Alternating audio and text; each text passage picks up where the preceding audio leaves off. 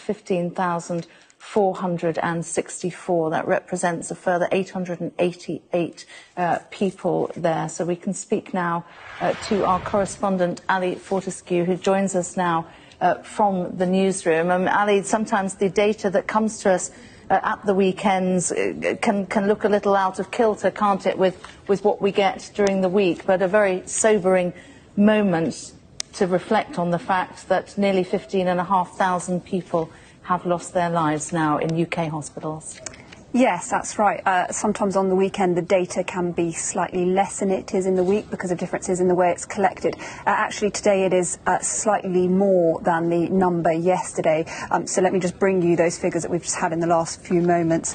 So 888 more deaths, that's across the whole of the UK. Yesterday that figure was 847, and that now brings the total to 15,464. We've also just in the last few moments had the figures for Scotland, which is 56 more deaths, slightly less than yesterday when the figure was 58, and that brings the total there to 893. So those figures in the last few moments. We are expecting the figures, of course, from Wales and Northern Ireland as well shortly. I think it's hard to draw any real long-term conclusions from these day-to-day numbers. Numbers do go up and down slightly. We're trying to look at the longer-term trends.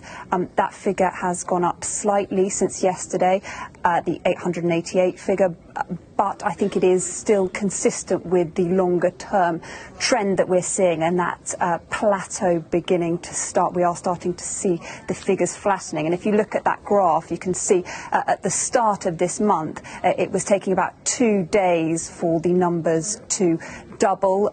On Sunday, we passed that grim milestone of 10,000 deaths.